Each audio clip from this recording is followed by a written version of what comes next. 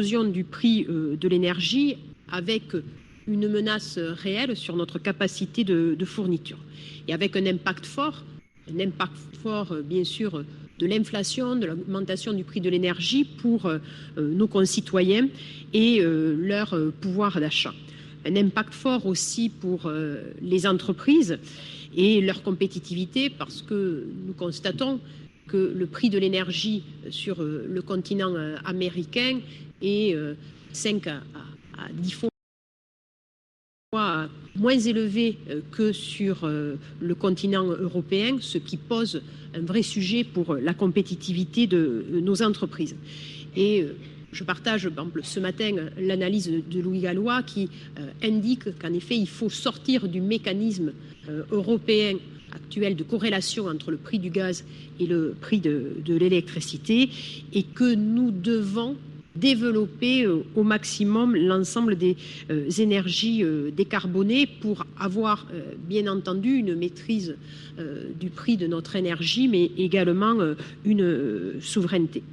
Ce qui malheureusement n'a pas changé au niveau mondial, au niveau européen. Au niveau européen, c'est toujours la guerre en Ukraine et nous continuons bien sûr à soutenir les populations ukrainiennes qui sont fortement touchées à travers cette annexion complètement injuste de la part de la Russie, avec maintenant les circonstances climatiques liées à l'hiver qui a débuté. Et nous devons toujours être en solidarité, en soutien au peuple ukrainien.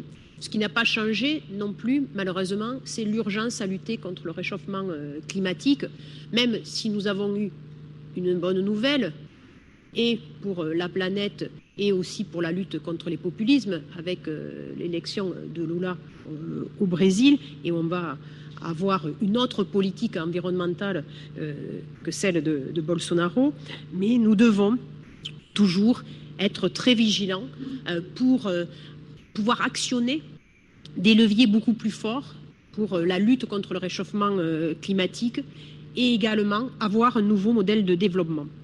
Cette question d'avoir un nouveau modèle de développement, nous en avons posé les fondations sur le précédent mandat, c'est-à-dire une croissance en conscience, une création de richesses mais mieux partagée, et nos efforts, nos investissements commencent à porter leurs fruits.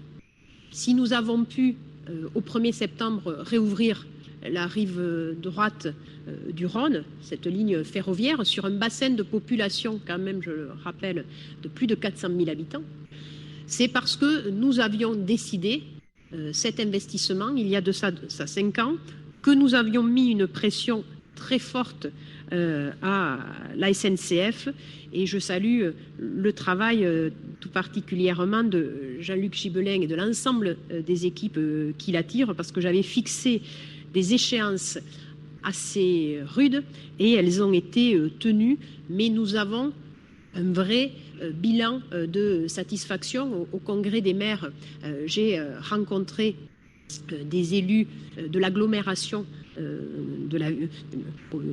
d'Avignon et qui m'ont reconnu, qui sont venus spontanément vers moi en me disant c'est super d'avoir de nouveau ces trains, cela nous amène vraiment un vrai service et bien sûr une vraie lutte contre le réchauffement climatique.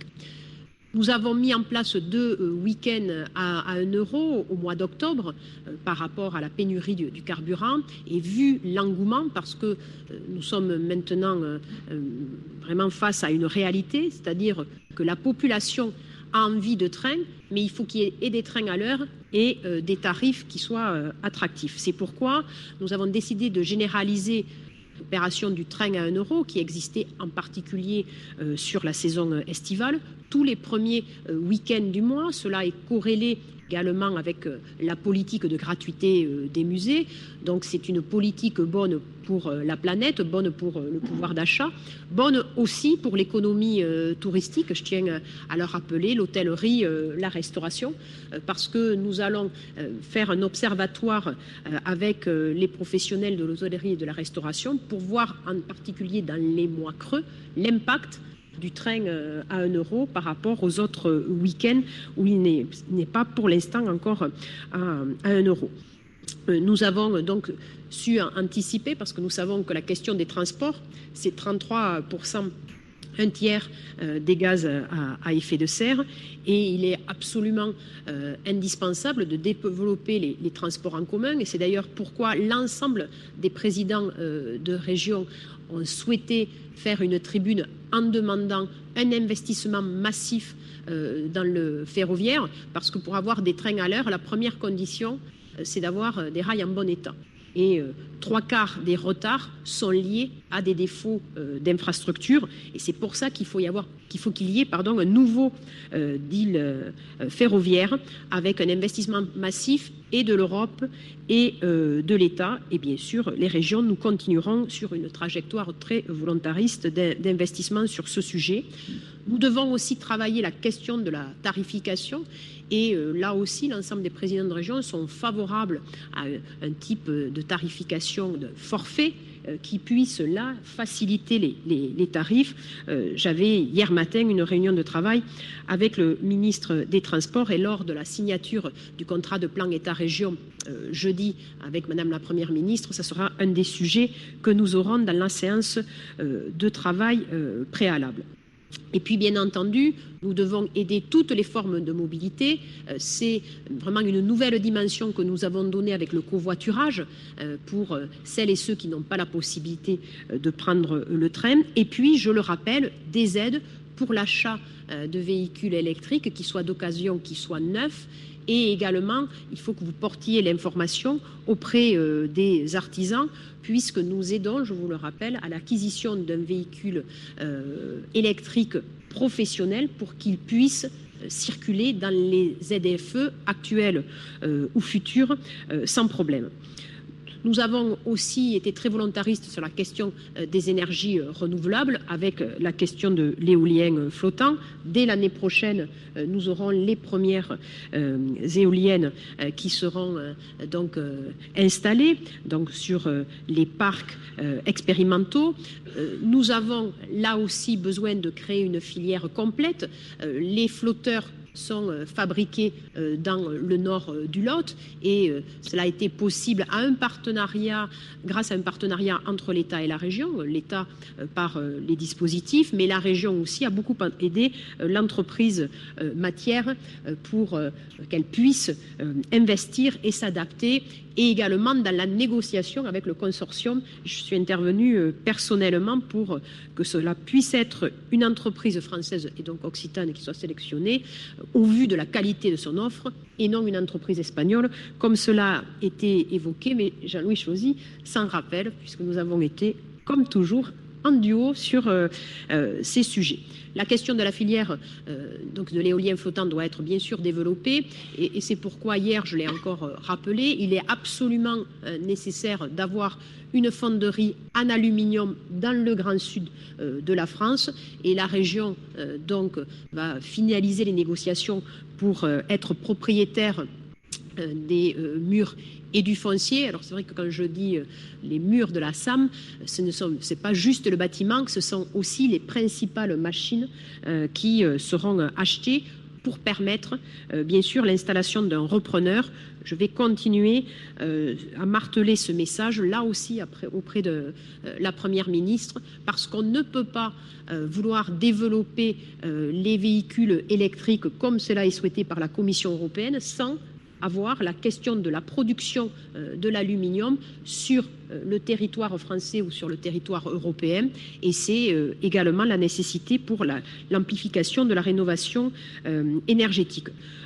Énergie renouvelable, éolien flottant, mais je n'oublierai pas bien sûr l'hydroélectricité, et je donnerai un avis favorable aux vœux déposés par M. Giral, puisque cela correspond à l'ensemble de la politique que nous soutenons depuis des années. Oui, l'hydroélectricité doit vraiment rester dans le giron public, et nous devons garder cette souveraineté, c'est absolument indispensable. La région Occitanie ayant une place toute particulière, puisque nous sommes la deuxième région française en termes de production d'électricité. et que nous devons encourager à ce développement. C'est aussi le soutien, bien sûr, aux énergies solaires ou à la méthanisation, qui est là aussi complémentaire de notre agriculture et qui permet par ailleurs, sur des unités de méthanisation locales, d'avoir vraiment une valorisation des déchets, mais également un revenu complémentaire pour nos agriculteurs. Nous allons aujourd'hui examiner notre stratégie économique sur l'ensemble des souverainetés, donc stratégie économique, mais stratégie touristique, stratégie également sur la formation, sur l'enseignement supérieur. C'est vraiment la politique de la région en matière de souveraineté, souveraineté des savoirs tout d'abord, souveraineté industrielle, souveraineté énergétique, souveraineté sanitaire et souveraineté aussi alimentaire. Et nous avons donc décidé d'amplifier cette action, en particulier au niveau du fonds souverain, que nous allons multiplier par 2 pour pouvoir répondre à la nécessité du renforcement du haut de bilan de nos entreprises. C'est la région actionnaire dans tous les sens du terme, et cela va s'appliquer à l'ensemble des secteurs économiques, parce qu'il n'y a pas de petites ou de grandes filières. Bien sûr, nous avons notre filière phare en termes de création d'emplois, c'est toute l'industrie autour des mobilités du futur, que ce soit à travers l'avion vert. Je rappelle que d'ici 3 ans, l'avion électrique 19 places devrait pouvoir voler, ce qui va vraiment révolutionner la question de l'aviation et qui va aussi démontrer l'intérêt d'avoir des petits aéroports qui maillent le territoire parce que les voyages en avion vont être complètement reconfigurés de par, bien sûr, l'impact écologique, mais également par le dimensionnement également des avions, et nous devons là fortement soutenir, et c'est d'ailleurs pour ça que la région est actionnaire d'entreprises qui sont dans cette dynamique. C'est bien sûr donc l'avion vert, je le disais, c'est aussi un pôle ferroviaire qu'on est en train de structurer dans les Hautes-Pyrénées, autour d'Alstom et autour de CAF à Bagnères de Bigorre. C'est le pôle vélo, hein, que là aussi on structure et on amplifie à travers le site central basé à l'île Jourdain. Et bien sûr, Bus et Car, c'est le Tarn, avec en particulier l'entreprise Safran. Sur la question de la santé, la place forte de la santé historique, c'est bien sûr Montpellier, de par sa tradition universitaire, mais de par l'implantation de nombreux leaders de la santé, et puis avec le projet de Med-Vallée que nous portons aux côtés de la métropole de Montpellier, et avec l'implantation aussi de la bioproduction de médicaments sur Toulouse, avec Evotech et plusieurs centaines d'emplois à la clé. Bien sûr, l'agriculture, l'agroalimentaire, c'est, il faut le rappeler, sur ces 2 dernières années, le seul secteur qui n'a jamais failli, puisqu'à un moment, les avions étaient cloués au sol, nous n'avions pas non plus de touristes avec les périodes de confinement. L'agroalimentaire, l'agriculture qui continue à se développer, qui continue à créer de l'emploi sur l'ensemble des territoires, et nous sommes très attachés. Et c'est pour ça aussi que nous soutenons l'industrie, parce que l'industrie est souvent dans les vallées, dans les territoires de montagne, et nous avons besoin de cet aménagement du territoire. Nous avons obtenu la reconnaissance d'être la première région bio d'Europe. Et donc, Vincent Labarthe a pu accueillir ce prix. Et là aussi, nous développons les outils, en particulier pour l'installation, la foncière agricole. Donc, Jean-Louis Cazobon a poussé de nombreux projets. Donc, aujourd'hui, c'est 12 propriétés que nous avons achetées, 8 que nous devrions avoir d'ici les prochains mois, même je pense que d'ici la fin de l'année, et beaucoup d'autres projets, puisque là nous avons connu depuis le mois de septembre un dépôt de candidatures de plus en plus élevé, puisque maintenant l'information est connu et cela fonctionne bien. Sur la question du tourisme, nous continuons avec le fonds du tourisme de 100 millions d'euros qui nous permet de développer ce secteur-là. Et puis, nous allons bien sûr réfléchir à ce que nous puissions être un opérateur de plus en plus déployé, que ce soit dans les Pyrénées ou dans le Massif central, pour le tourisme 4 saisons de montagne et également sur la réhabilitation des grands complexes touristiques sur le littoral. Et je le rappelle, nous sommes la première région en termes de nombre de touristes et nous voulons avoir ce tourisme durable avec un travail aussi sur des emplois rémunérateurs dans cette filière. Pour nous, il n'y a pas de petites filières, il n'y a pas de petites entreprises, donc nous soutenons bien entendu tout ce qui concerne le commerce de proximité, l'artisanat, et nous déployons toujours l'économie sociale et solidaire, puisque nous sommes en plus dans le mois de l'économie sociale et solidaire. Oui, c'est vrai que nous sommes très mobilisés sur cette question de la création d'emplois, parce que, je le rappelle, nous avons maintenant depuis 6 ans réussi à avoir une baisse du chômage en Occitanie qui a été plus forte que celle en France. Nous avons réussi à un peu le baisser, même si nous sommes toujours au-dessus de la moyenne nationale, mais nous sommes malheureusement au-dessus de la moyenne nationale depuis les années 80. C'est une constante. Mais nous avons comme défi, par rapport à d'autres régions, la nécessité de créer 24 000 emplois chaque année pour que le taux de chômage n'augmente pas. Alors à celles et à ceux qui pérorent sur la question du chômage, ça veut dire qu'ils n'ont pas mis souvent les mains dans le cambouis ou qu'ils n'ont pas beaucoup réfléchi à la question. Parce que quand on doit créer 24 000 emplois par an pour que le taux de chômage n'augmente pas, je peux vous assurer que ça demande un grand investissement et un grand travail. Et sur ce sujet, là aussi, je remercie Jalil Ben Abdillah du travail qu'il a mené, de la concertation et de sa présence sur le terrain qui est essentielle pour créer du lien, parce que la création d'emplois, ce n'est pas juste la volonté d'une collectivité. En premier, c'est la responsabilité et c'est bien sûr grâce aux entreprises, mais nous devons être en PAC avec bien sûr les structures intercommunales, avec les consulaires, avec les fédérations, avec les syndicats, pour faire en sorte que nous créions plus de 24 000 emplois par an pour que le taux de chômage baisse. Et depuis 6 ans, il a baissé de façon plus forte en Occitanie qu'en France, mais il est encore aujourd'hui trop élevé parce que nous savons les conséquences du chômage et la désespérance et la misère que cela crée dans nos territoires. Pour avoir de la création d'emplois aussi à moyen terme, c'est l'innovation, et nous continuerons à fortement soutenir la recherche, l'innovation sur tous les territoires. Nous allons nous appuyer sur le maillage de nos sites universitaires, sur les 18 sites universitaires que nous avons, pour pouvoir développer des pôles territoriaux d'innovation. L'habitat durable, là c'est un plan qui sera présenté d'ici 9 mois, et donc Agnès Langevin va débuter les concertations, parce que nous voulons être exemplaires comme nous l'avons été sur l'hydrogène, sur l'hydrogène vert, sur le précédent mandat, et sur l'habitat durable. Nous voulons être exemplaires, et l'ensemble de la profession est très intéressée par ce sujet, puisque la Fédération française du bâtiment organisait une grande réunion la semaine dernière avec 7000 chefs d'entreprise du bâtiment, et l'initiative de la région Occitanie a été citée en exemple, parce que nous devons mieux savoir construire avec plus de matériaux biosourcés, avec une densification, c'est absolument indispensable. Et donc j'ai participé à ces 24 heures du bâtiment, donc à Paris, et j'ai pu écouter lors des témoignages de nombreux chefs d'entreprise leur attachement à rappeler que l'immigration dans notre pays est une chance.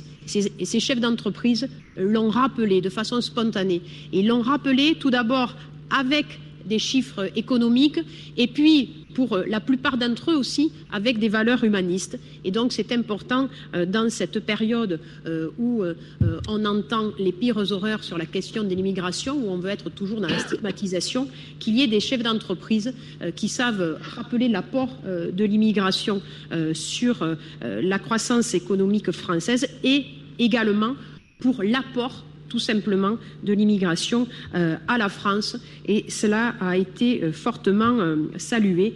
Et puis j'étais également en début de semaine sur le soutien à SOS Méditerranée, parce que nous devons faire preuve de solidarité pour l'ensemble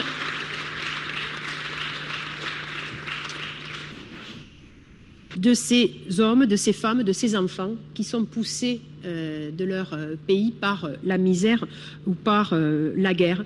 Et là aussi, à travers le Parlement de la mer, donc présidé par Didier Codorniou, eh bien, c'est bien entendu toutes les valeurs humanistes des gens de la mer, avec l'obligation de sauvetage. C'est une obligation juridique, et cela aussi a fait la force des hommes et des femmes de la mer, qui sont toujours très fiers de rappeler cette condition, voilà, indispensable de l'obligation de sauvetage. C'est un droit c'est un droit et c'est un devoir au niveau international.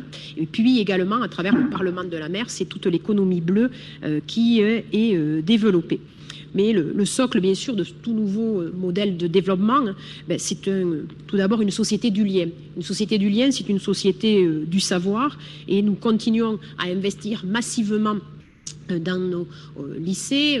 Kamel Chibli vous a présenté un plan pluriannuel d'investissement de plus de 800 millions d'euros.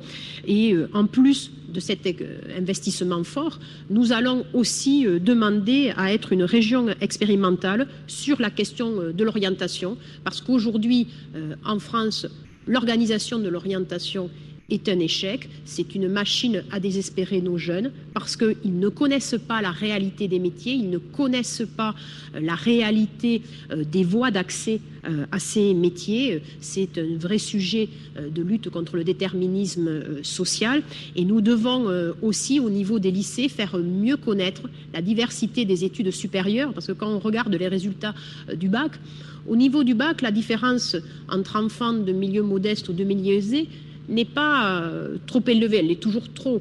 Quand il y a une différence, elle est toujours trop. Mais c'est surtout au moment des études supérieures, c'est-à-dire c'est dans l'ambition. C'est-à-dire quand un enfant est issu d'un milieu modeste, à dossier scolaire égal, il a moins d'ambition. Et c'est pourquoi nous voulons porter cette expérimentation avec des heures supplémentaires dans les lycées pour faire connaître les études de médecine, les prépas, ainsi de suite, et pour désacraliser l'accès à l'enseignement supérieur. C'est absolument indispensable. Et puis, nous devons également être volontaristes sur la question de la santé. L'ensemble des présidents de région, nous avons demandé à avoir le transfert de l'investissement hospitalier, comme nous l'avons pour les lycées. Et donc, avec Vincent Boune, nous allons demander cette expérimentation pour que la région puisse avoir l'investissement au niveau des hôpitaux locaux en particulier. Il n'est certainement pas question de régionaliser la santé, parce que la santé est une mission d'intérêt national, éducation, santé, les deux piliers de la République, mais il est nécessaire d'avoir une opérationnalité sur l'investissement, comme nous l'avons dans le cadre des lycées, et nous avons vu objectivement que depuis que les régions ont en charge les lycées, comme d'ailleurs les départements, les collèges, le niveau d'accueil de nos élèves s'est fortement amélioré. Et puis, société, bien sûr, du lien, à travers les rencontres des jeunesses, qui vont débuter donc par un plan jeunesse, et je salue le travail et l'enthousiasme initié par Guillaume de Almeida Chavez sur ce sujet très important. Nous allons aussi mettre en œuvre dans les prochaines semaines la fondation des bénévoles pour pouvoir retrouver et reconnaître tout le mérite des bénévoles.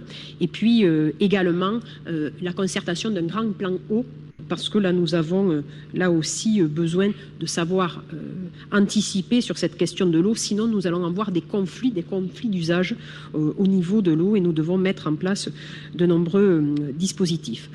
Aujourd'hui, c'est la journée internationale de lutte contre les violences faites aux femmes, et donc un vœu est présenté, et je tiens à saluer la qualité. J'aimerais qu'il y ait un maximum d'élus régionaux qui votent ce vœu, parce qu'il y a des propositions très fortes, et cette cause nationale doit être soutenue par toutes et par tous. Les femmes doivent être bien sûr respectées, c'est ce que nous initions à travers les dispositifs égalité femmes-hommes que nous mettons en œuvre dans les lycées, et je salue le vote de l'Assemblée nationale pour l'inscription dans la Constitution de l'IVG et de la contraception. C'est absolument indispensable pour le droit des femmes à maîtriser leur corps et leur destin. Donc je vais conclure.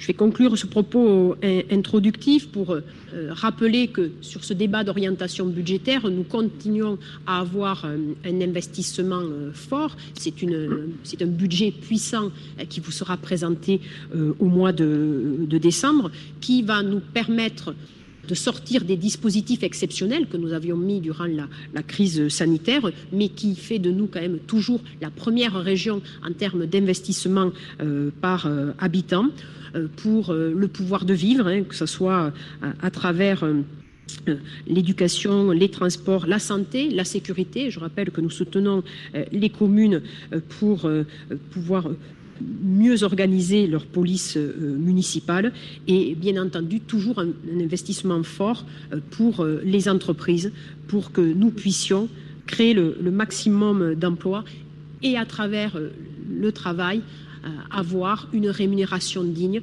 et également un travail émancipateur, parce que voilà, nous partageons le fait que le travail permet à chacun et à chacune de pouvoir s'accomplir. C'est absolument indispensable de savoir le rappeler. Donc merci mesdames et messieurs les conseillers régionaux du travail qui va être mené sur cette journée. Merci également pour l'ensemble de l'implication, bien sûr, de nos services, de nos collaborateurs, que ce soit au cabinet et également dans les services, parce que nous sommes parfaitement conscients de la reconnaissance que nous devons avoir vis-à-vis de notre administration, voilà, qu'elle soit dans les services ou au cabinet, parce que nous, élus, nous ne pouvons réaliser et être efficaces que si nous avons en effet cette complémentarité dans l'équipe région. Nous sommes tous ensemble, et je sais la chance que j'ai d'être entouré de collaborateurs et d'une équipe de grande qualité et d'une grande loyauté, et cela est une force pour la région Occitanie, et la région est toujours à énergie positive. Je vous remercie.